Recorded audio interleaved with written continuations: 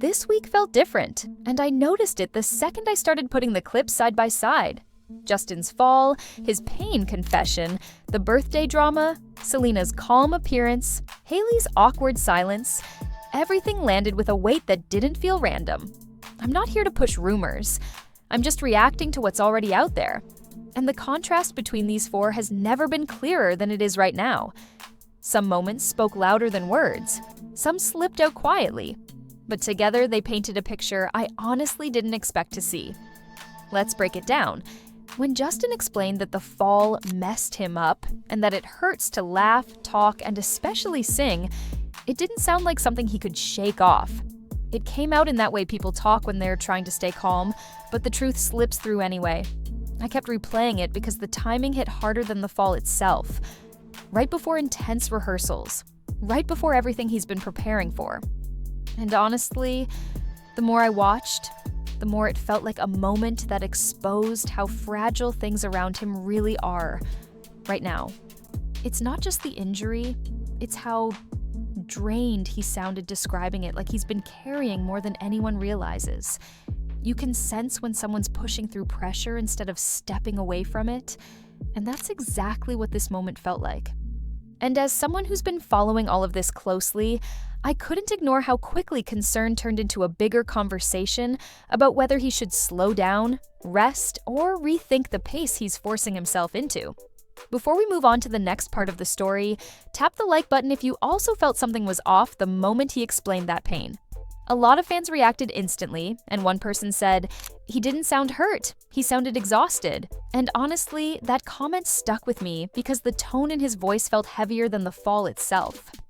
Another fan wrote, "When he said it hurts to talk, I knew this comeback wasn't as smooth as they're pretending." I get why they feel that way. Moments like this don't happen in isolation. They reveal the pressure building behind the scenes. And once you start paying attention to how a person is moving, the next moment almost always tells you even more. That's exactly what happened with the birthday situation, because the silence around it was louder than anything Justin said all week. Hailey had the entire setup. Candles, flowers, a table full of people who clearly showed up for her. But the seat that mattered the most stayed empty. Meanwhile, clips surfaced of Justin laughing at other events that same week, moving through crowds, celebrating with everyone except his own wife. I kept replaying that contrast because it didn't feel like a scheduling issue. It felt intentional in a way that no one wanted to point out directly. When someone consistently shows up everywhere else but disappears on the one night that's supposed to be personal, it creates a different kind of tension. The kind you don't have to exaggerate to notice. What really added depth to the whole thing was how calm Hailey acted, almost like she was used to holding the night together on her own. And I couldn't help thinking about what it means when a couple's public appearances start looking more like two separate people attending two separate lives. A lot of fans caught it instantly, and one person said, "You don't skip your partner's birthday unless something is seriously off." And honestly, that comment summed up the exact uneasiness this moment carried.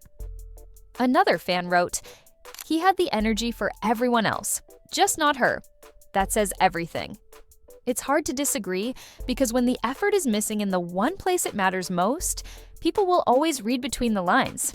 And right when things were already feeling heavy online, that photo of Selena at the nail salon eating a McDonald's Happy Meal dropped, and the internet reacted like it was some major scandal. Within minutes, people were shouting about a boycott, arguing over what she should be supporting, and twisting a completely normal moment into something dramatic. I honestly didn't expect a simple fast food meal to turn into a trend, but that's how fast the internet moves when it's looking for something to explode. What really stood out to me wasn't the meal or the setting. It was her body language. She looked relaxed, present, and completely unaffected by the noise she didn't even know was building. No performance, no staged moment, no attempt to look perfect for the camera. Just a girl getting her nails done and grabbing something to eat, the same way any of us would. And I couldn't shake how bizarre it felt that a quiet, everyday moment suddenly became a topic of debate. It showed how easily people project meaning onto things that aren't meant to mean anything at all. Sometimes the loudest conversations online start from the smallest, simplest things, even something as harmless as a Happy Meal. A lot of fans reacted with confusion, and one person said, We're really boycotting a girl for eating lunch now? Be serious. And honestly, that comment captured exactly how blown out of proportion this moment became. Another fan wrote, "She looked peaceful, and people created drama out of thin air." And it's true, the outrage wasn't about what happened, but about how quickly people try to turn anything she does into a headline. And once that whole boycott chaos settled, the next thing that caught my attention was how Justin's rehearsal clips started circulating. Not because of how he performed, but because of how off everything felt. People kept sharing moments where his voice cracked, where he sounded strained, where it looked like he was pushing his body harder than it could handle. I'm not exaggerating when I say it felt uncomfortable to watch at times, because you could see the effort fighting against the exhaustion. I noticed it especially in the clips where he tried to hit familiar notes, but didn't land them cleanly. It wasn't embarrassing. It was worrying. Coachella isn't the kind of stage you walk into halfway ready, and I couldn't shake the feeling that he was forcing himself to power through instead of slowing down. And the more I watched, the more it felt like a pattern repeating itself.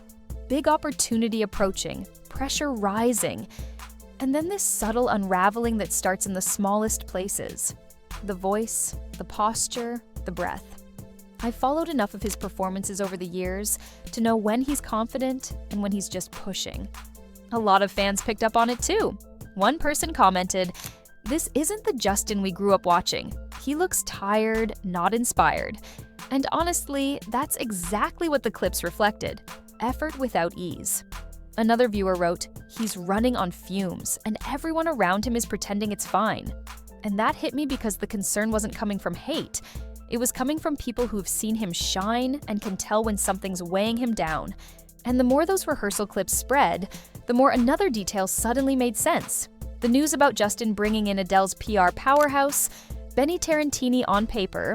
It looks like a simple team switch, but when you look at the timing, the choice feels a lot bigger than that.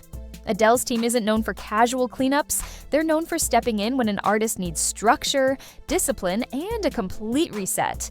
I couldn't ignore how perfectly that lined up with everything we've been seeing over these past few weeks. Industry insiders joked that Justin doesn't need a publicist, he needs FEMA. And honestly, that line was more revealing than funny. It showed how much pressure has been building behind the scenes and how chaotic his public moments have looked. From the outside, PR teams don't step in because things are smooth. They step in because something needs stabilizing and fast. What stood out to me the most is how different this move felt compared to his past decisions. This wasn't a rebrand or a comeback strategy.